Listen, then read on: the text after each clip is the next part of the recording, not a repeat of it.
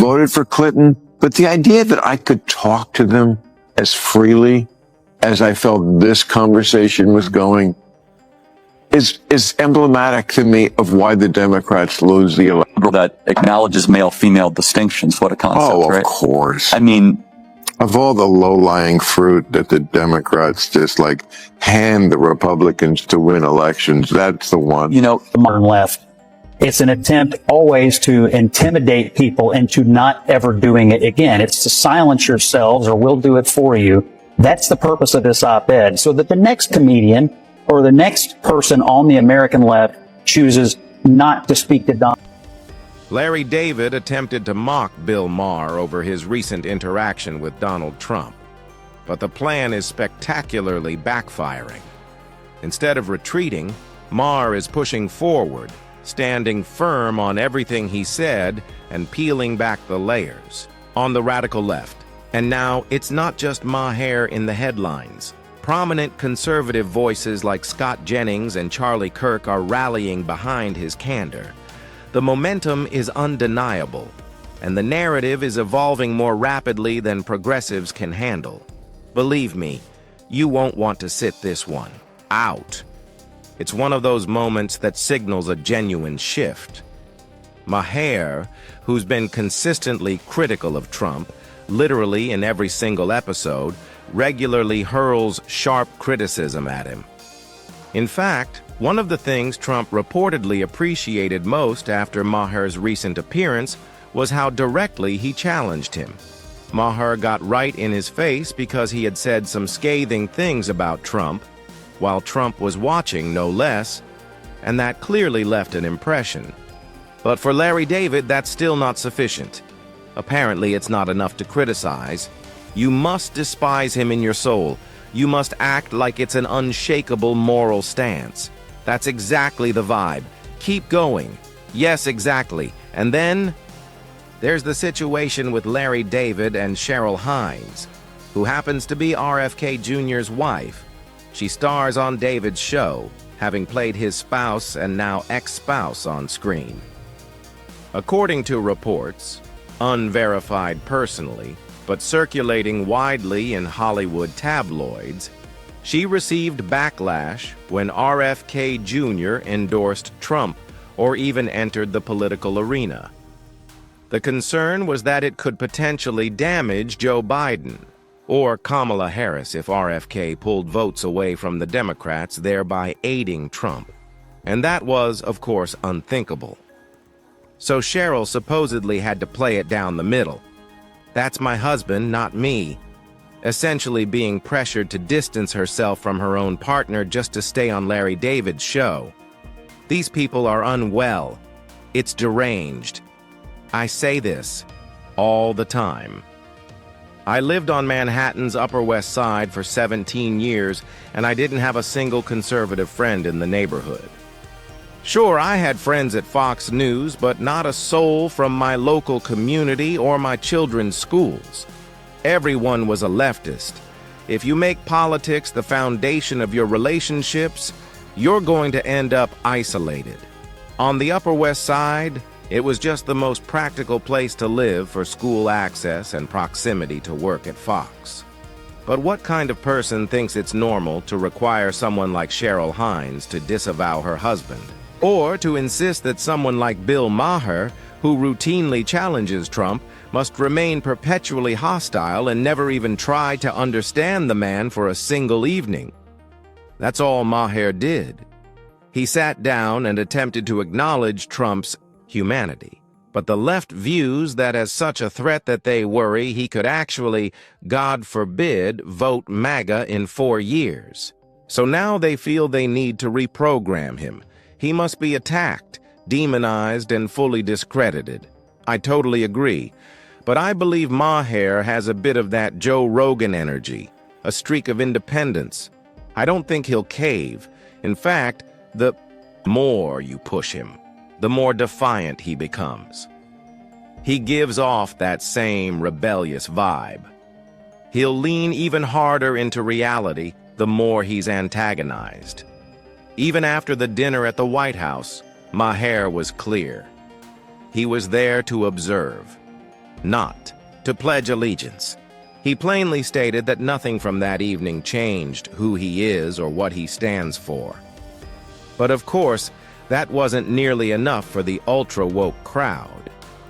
They're still outraged, not because Maher switched political teams, but because he had the audacity to sit down with Trump. He laughs.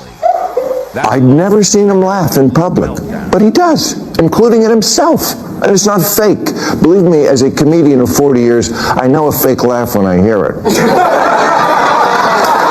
I thank you for them. Example, in the Oval Office, he was showing me the portraits of presidents, and he pointed to Reagan and said, in all seriousness, you know the best thing about him, his hair.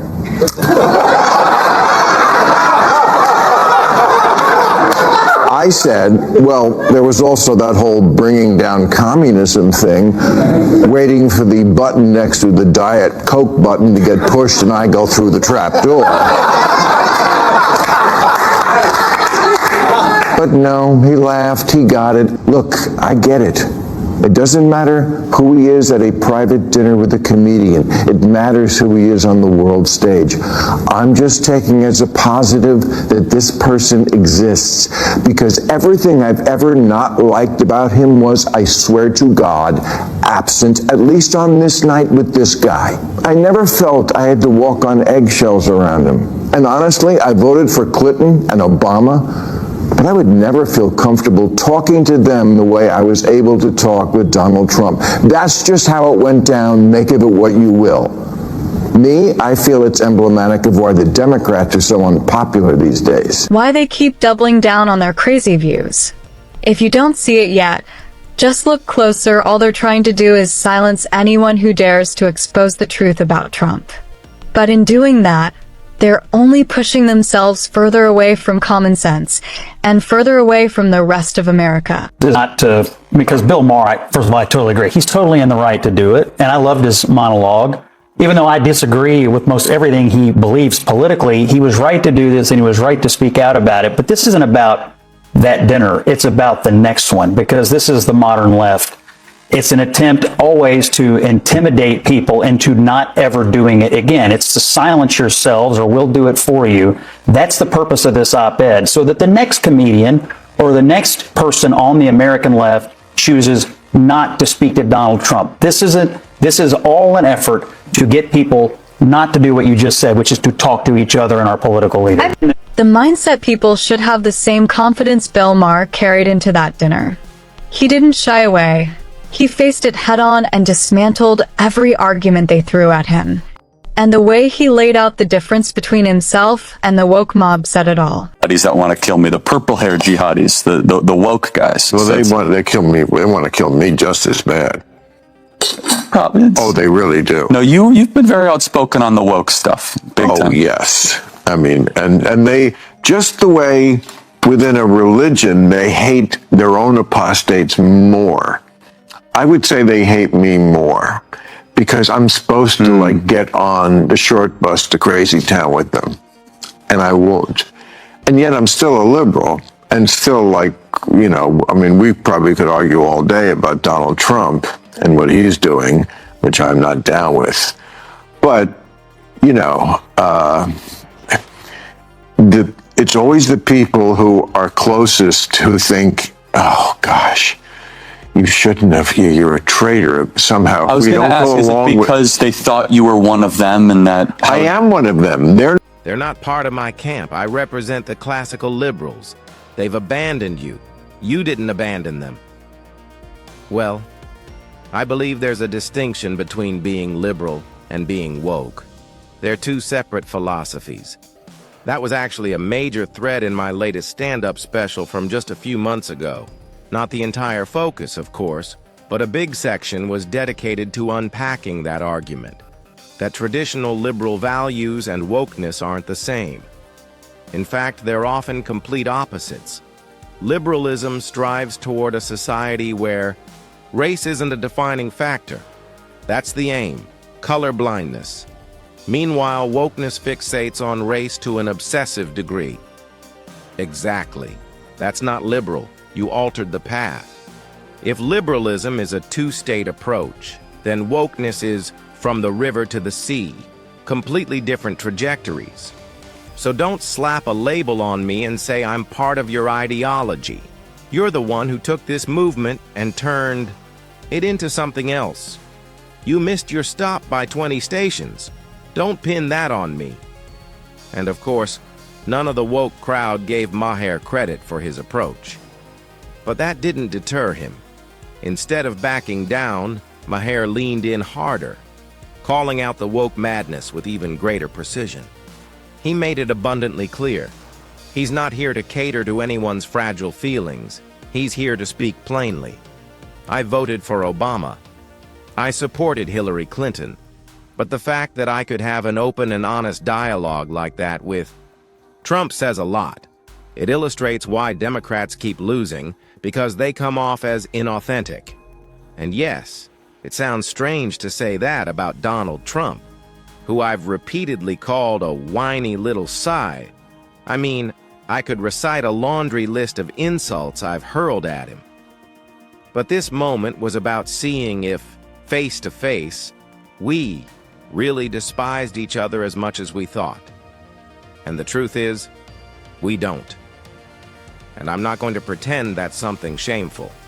I won't fake outrage just to stay in good standing with a political tribe. Still, the Democratic establishment hasn't done a bit of soul-searching. They've never paused to ask themselves why they're bleeding voters. Even with Bill Maher sounding the alarm from the sidelines, they continue ignoring the obvious. The woke ideologues are caught in their own mental spin cycle, trapped in an echo chamber. Yes, I know it's often tied to spiritual or religious fervor, but when you took a stand against the woke cult, that to me was a defining moment. And I have to say something totally sincere. You displayed more moral bravery than some pastors I know who just went along with the insanity. You paid a price for that stance, and you deserve real recognition for it. Until we shed that toxic ideology, the Democrats are going to keep losing. Period. I agree. Of course, they're not going to listen to someone like me when it comes to political strategy. Maybe not. But they might take a note from me, at least a portion of them. Not the hardcore 10%. Those folks are beyond reason. But they're just loud, not numerous.